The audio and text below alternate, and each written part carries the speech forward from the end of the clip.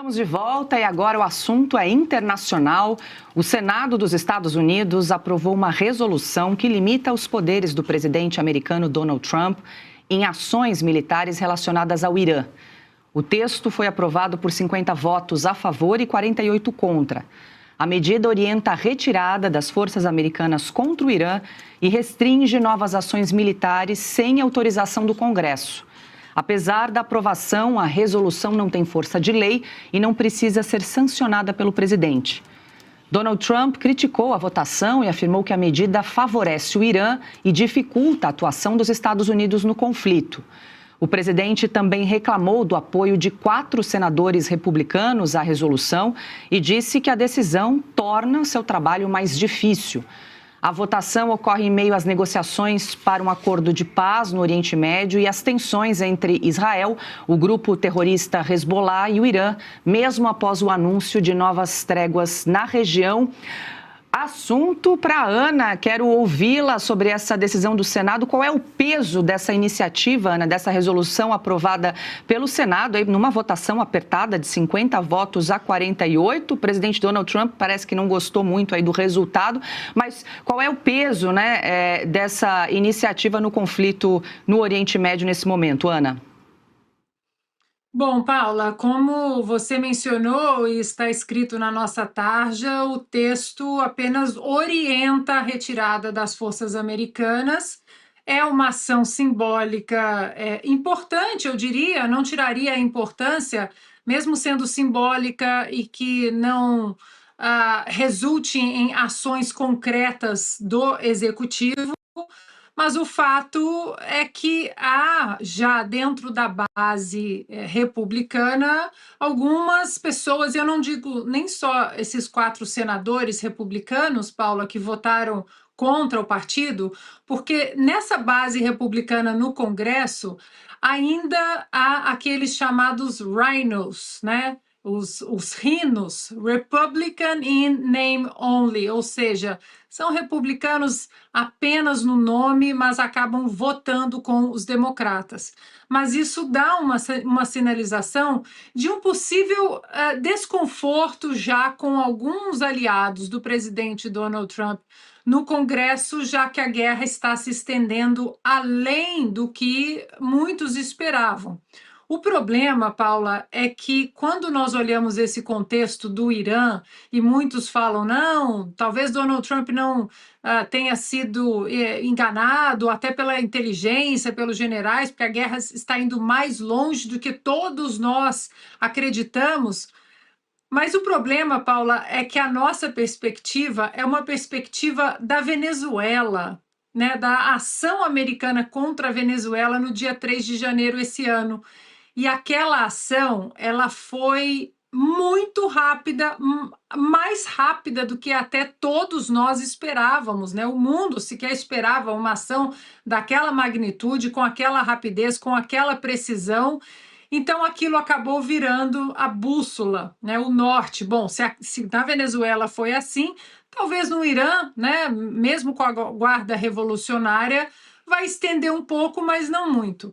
Mas fato é, Paula, que as negociações estão avançando e temos também os midterms em novembro. E esses midterms acabam preocupando alguns congressistas que têm que prestar contas ao seu eleitorado e, como eu mencionei, algumas pessoas, alguns eleitores estão questionando já a demora para acabar, né, a extensão dessa guerra, já que o preço do barril de petróleo continua oscilando. Agora, hoje, por exemplo, o preço caiu mais baixo desde março, mas ontem o barril estava alto e isso acaba impactando exatamente na conta que o eleitor faz, que é a conta do custo de vida no fim do dia. Piotr, é justamente isso que a Ana trouxe, muita gente comparando, né, o que aconteceu na Venezuela com o Irã e, claro, achando que esse conflito no Oriente Médio está se arrastando mais do que deveria. Agora, uma sinalização do Senado americano, boa parte ali dos parlamentares, que não está satisfeita com esse conflito, né, e gostaria de uma limitação dos poderes do presidente Donald Trump para resolver isso o quanto antes. Há dois pontos aí. Tirar poder do presidente americano não vai ajudar a resolver mais rapidamente a situação, que é o desejo, suponho, da população como um todo e, sobretudo, desses, digamos, republicanos mais incomodados que acabaram votando contra o governo.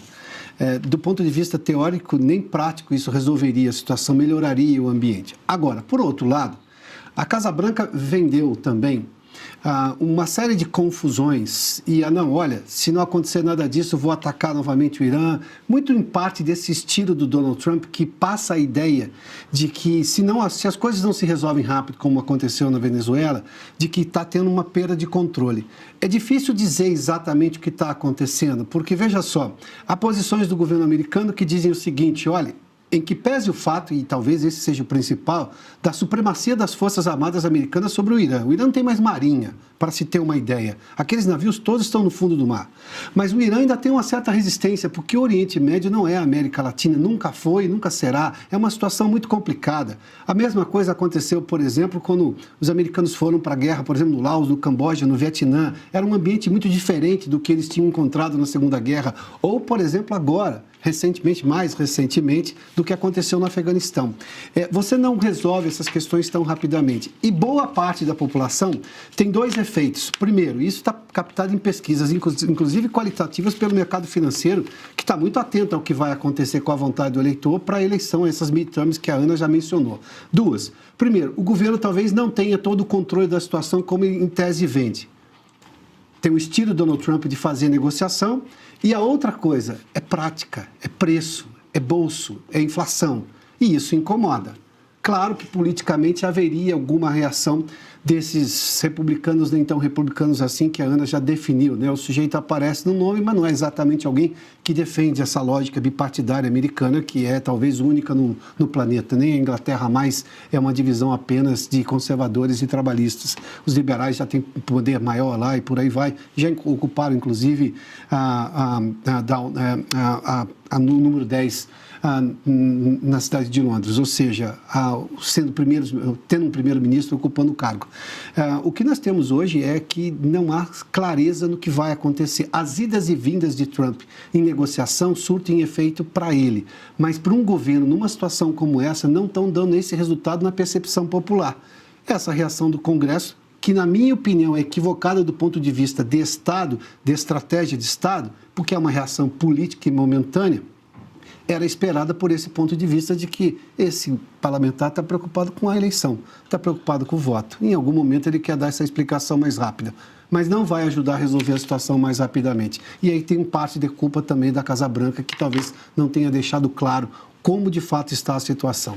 Augusto, como é que você avalia essa medida aprovada pelo Senado para tentar limitar os poderes do presidente Trump? Está claro agora que a situação da Venezuela, a solução encontrada para a Venezuela servia para a Venezuela, pelas peculiaridades ali que havia no país. Por exemplo, havia uma vice-presidente que assumiu no lugar do Chávez, do Maduro, disposta a mudar de rumo e a completar ali a dissolução da ditadura.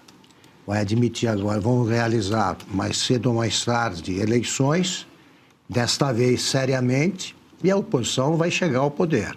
Havia, sobretudo, uma oposição que tinha vencido as eleições poucos meses antes na Venezuela. Com todas as fraudes que houve ali, ficou claro que a oposição era vencedora, tinha sido vitoriosa. E tem uma líder, a oposição venezuelana, que não existe no Irã. No Irã, a oposição foi dizimada. A cúpula foi eliminada do governo e substituída por gente fiel ao regime dos ayatolás. No caso da Venezuela, então não havia como continuar. A oposição que existia na Venezuela, não havia um vice. Quem sucedeu ao principal dos ayatolás foi o próprio filho, né? Mesmo ferido. Também, enfim, são duas coisas diferentes. Quando falta a opção e os herdeiros do regime deposto há séculos do Irã, pelo Khomeini, não são uma opção no Irã. O Irã não tem oposição. ou foi dizimado, e os que restaram não são representativos. A Venezuela é um caso que não se repete. Não se pode cobrar do presidente Trump a solução dos problemas do mundo, e é errado esperar que isso aconteça no Brasil, por exemplo. Deixa eu voltar, que eu acho que a Ana quer complementar uma informação. Diga. Não, só para complementar uma informação, Paula, sobre o que o Piotr estava falando, né, dessa guerra, até uma guerra diferente, e acaba entrando no que nós falamos até aqui, porque um dos pilotos, aquele piloto que foi resgatado no Irã, naquela espetacular operação, né, operação cinematográfica hollywoodiana, até falamos sobre isso no De Leste a Oeste.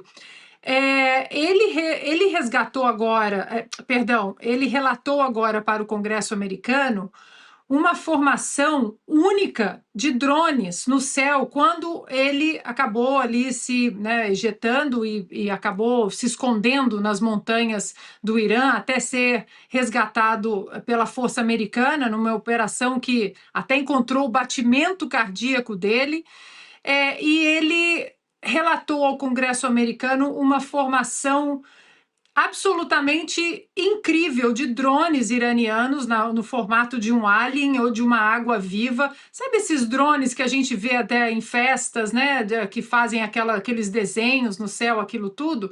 E isso é uma informação nova para os americanos, porque, como o Piotr disse, o Irã já não tem mais uma marinha, o céu, a vigilância no céu, nos ares iranianos, essa vigilância também está destruída. Os mísseis, boa parte dos mísseis, eles conseguem ser abatidos por forças israelenses e americanas, mas esse piloto, ele disse ao Congresso que nunca tinha visto uma formação tão diferente daqueles drones que tinham uma formação que ia se expandindo no céu. Então, portanto, é uma nova guerra para os americanos e mostra também o fato de que os iranianos, eles podem ter algumas forças ou alguns elementos que ainda não são totalmente conhecidos, já que eles não entraram na guerra convencional militar.